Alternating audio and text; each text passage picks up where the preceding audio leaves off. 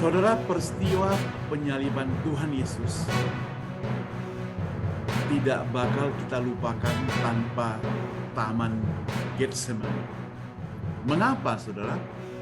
Karena di situ Tuhan Yesus bergumul.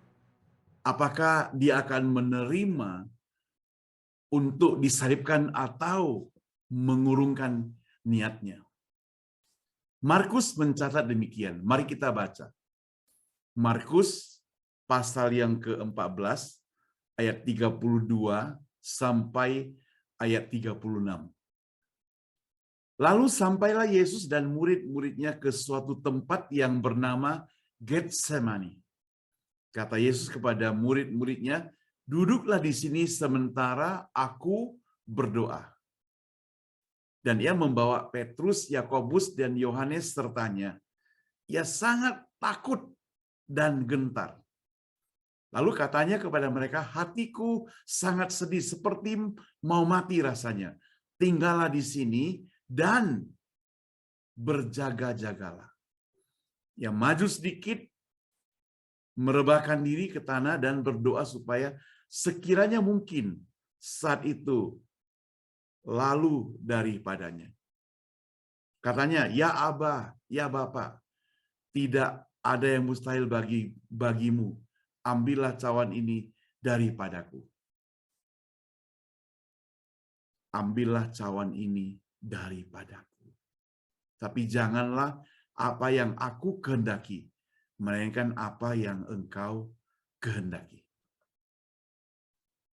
37, saudara. Setelah itu ia datang kembali dan mendapati ketiganya sedang tidur. Dan ia berkata kepada Petrus, "Simon, sedang tidurkah engkau? Tidakkah engkau sanggup berjaga-jaga 1 jam? Berjaga-jagalah dan berdoa, supaya kamu jangan jatuh ke dalam pencobaan. Roh memang penurut, tetapi daging lemah." Lalu ia pergi lagi dan mengucapkan doa yang itu juga. Dan ketika ia kembali pula, ia mendapati mereka sedang tidur. Sebab mata mereka sudah berat dan mereka tidak tahu jawab apa yang harus mereka berikan kepadanya. 41, kemudian ia kembali untuk ketiga kalinya dan berkata kepada mereka, "Tidurlah sekarang dan istirahatlah. Cukuplah, saatnya sudah tiba. Lihat, Anak Manusia diserahkan ke tangan orang-orang berdosa. Bangunlah, marilah kita pergi. Dia yang menyerahkan aku sudah dekat." Saudara, berbicara tentang Taman Getsemani, itu berbicara tentang bagaimana Yesus bergumul untuk menghadapi peristiwa penyaliban. Alkitab mencatat dia membawa murid-muridnya ke suatu tempat, dan satu tempat itu bernama Getsemani. Di sana dia persilakan murid-muridnya waktu itu yang ikut dengan dia, Petrus, Yakobus, dan Yohanes. Dan Yesus sangat-sangat takut dan gentar untuk menghadapi satu masalah yang besar ini. Dikatakan, "Hatiku sangat sedih, seperti mau mati rasanya. Tinggallah di sini dan berjaga-jagalah." Saudara, mengapa Yesus merasa takut? Yesus merasa takut karena kita sebagai umat Tuhan, umat percaya, yakin benar bahwa Yesus adalah Allah yang menjadi manusia datang ke dunia ini. Ketika dia akan menghadapi salib, itu berarti dia akan menghadapi maut. Disitulah secara unsur manusianya dia merasa takut, dia merasa gentar. Tapi jangan diputarbalikkan, saudara, sebab ada banyak orang memutarbalikkan. Iya, makanya itu orang Kristen kan menyembah manusia, makanya Yesusnya merasa takut, merasa gentar. Bukan diperbalikan. Memang dia adalah manusia 100%, saudara. Sehingga dia merasa takut dan merasa gentar. Justru dengan merasa takut dan merasa gentar, inilah menunjukkan bahwa kualitas disalibkan itu tinggi. Kalau dia tidak merasakan apa-apa, dia tidak merasa takut, dia tidak merasa gentar terhadap semuanya itu, maka kualitas penyalibannya itu nggak ada artinya, saudara. Justru dengan ketakutan, justru dengan kegentaran, membuat penyaliban itu benar-benar ada arti. Menunjukkan bahwa ia benar-benar adalah manusia. Dan ia yang dapat menggantikan kita. Dia bukan manusia yang biasa, saudara. Dia lahir dari perempuan yang tidak bercelah. Perempuan yang suci. Kita mencatat di sini, hatiku sangat sedih, seperti mau mati rasanya. Dia suruh kepada murid-muridnya, kalian tunggu di sini, aku mau masuk ke dalam, dan kalian itu berjaga-jagalah, waspada, jangan sampai lengah.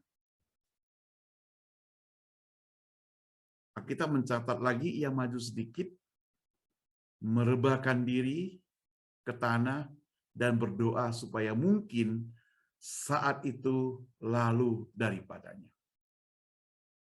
Saat itu di bagian yang lain disebut cawan itu lalu daripadanya. Saat itu berarti kejadian itu berlalu daripadanya.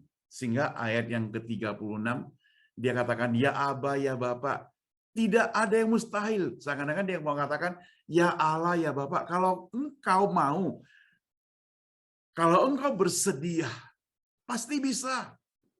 Tidak ada yang mustahil. Ambillah cawan ini daripadaku. Tapi jangan apa yang aku kehendaki, melainkan apa yang engkau kehendaki.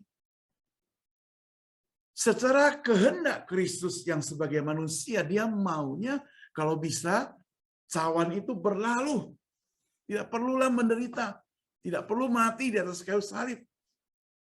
Tetapi dia katakan, jangan itu yang merupakan paksaan daripadaku. Itu yang aku kehendaki, tapi jangan terjadi. Biar yang kehendaki Allah yang terjadi. Artinya dia menyerahkan sepenuhnya kepada Allah. Walaupun secara manusia dia tidak suka itu. Saudara yang dikasihi Tuhan, setelah itu ia datang kembali dan mendapati ketiga orang muridnya sedang tidur. Padahal dia sudah minta mereka itu berjaga-jaga. Penyerahan diri daripada Tuhan mengungkapkan bahwa ia datang ke dunia ini setia kepada Allah sampai akhir riwayat hidupnya secara manusia. Kesetiaan itu merupakan karakter daripada Tuhan yang perlu kita teladani sebagai umat manusia. Saudara bayangkan, kepada umat manusia yang berdosa, kepada kita sekalian, Yesus datang ke dunia ini menggantikan kita dengan penuh kesetiaan. Dia rela berkorban, dia rela menderita, dia rela mati di atas kayu salib untuk kita. Yang menjadi pertanyaan, seberapa kesetiaan kita kepada dia? Saudara, ada banyak orang di dunia ini dia lebih setia kepada harta kekayaan daripada kepada Tuhan. Bahkan gara-gara harta kekayaan, dia bisa menjual Tuhan. Gara-gara mau dapat untung, dia bisa menjual Tuhan. Ada banyak orang yang saya temukan di sini, terutama mereka yang tanda kutip public figure, orang-orang yang terkenal. Mereka rela menjual imannya hanya untuk supaya tidak ditinggalkan oleh penggemarnya. Supaya film yang dimainkan itu laris kalau dia bintang film. Kenapa? Karena dia tidak mau dibenci oleh penggemarnya. Penggemarnya suka kalau dia menjual imannya. Saudara, Yesus tidak demikian. Saya begitu yakin kalau Yesus mau turun dari atas kayu salib, bisa. 100% bisa. Dia sanggup. Memang itu kekuatan dia. Tapi dia tidak mau. Kenapa? Karena dia mengasihi kita. Dia mau menyelamatkan kita. Kalau dia turun dari atas kayu salib, itu berarti kita tidak mendapatkan keselamatan itu. Seperti kan begitu cintanya, begitu kasihnya Yesus kepada kita, Tuhan Allah kepada kita. Kita ini apalah? Kita ini manusia yang berdosa, saudara. Kita itu seperti debu, seperti sampah, yang kalau Tuhan Allah perhatikan tidak ada gunanya. Bayangkan, di dunia ini ada 7-8 miliar orang. Kita seperti sampah. Kita seperti debu, gak ada artinya di hadapan Tuhan. Tapi Tuhan itu membuat kita menjadi berarti. Kenapa? Karena dia mengasihi kita. Dia menciptakan kita. Dia sayang kepada kita. Dia gak mau mengkhianati kita. Dia mencintai kita. Dia tidak pernah membenci kita. Benar, dia membenci kesalahan kita. Benar, dia membenci kejahatan kita. Benar, dia membenci hal-hal yang pengaruh iblis dalam hidup kita. Tapi dia tidak pernah membenci kita sebagai ciptaannya. Dia mengasihi kita. Sama seperti seorang bapak, seorang ibu. Mereka tidak suka akan tingkah laku anaknya. Tapi ibu yang baik, bapak yang baik, tidak pernah akan benci anak-anaknya. Bagaimanapun dia adalah anak-anaknya. Itulah Tuhan kita. Itulah Yesus. Yang kita sebut sebagai Bapa yang di surga itu. Yang mengasihi kita seperti seorang bapak mengasihi seorang anak.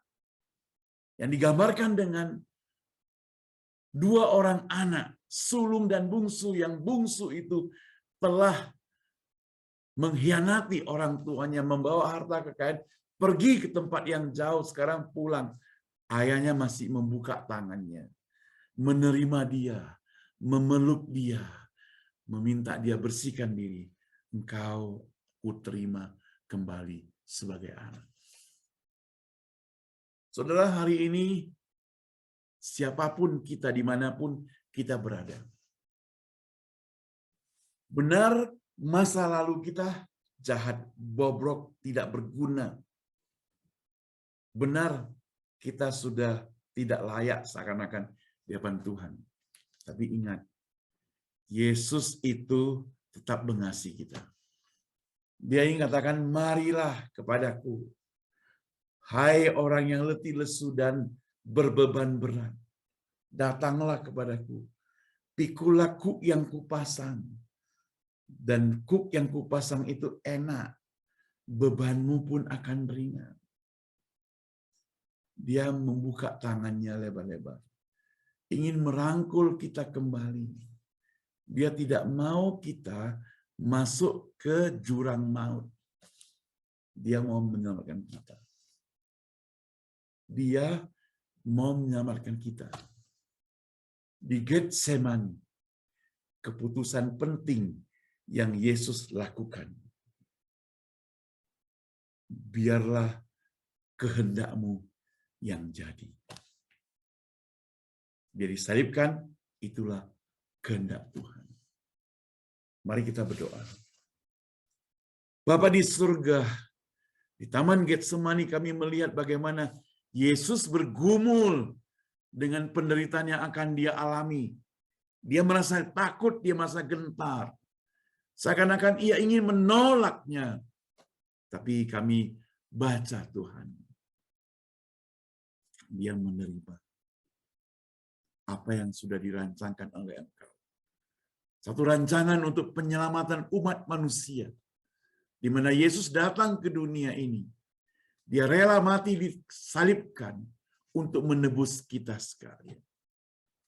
Tuhan, terima kasih untuk rancangan yang begitu indah. Yang penuh kasih. Yang mau menyelamatkan kami. Apa arti kami, Tuhan? Kami seperti sampah.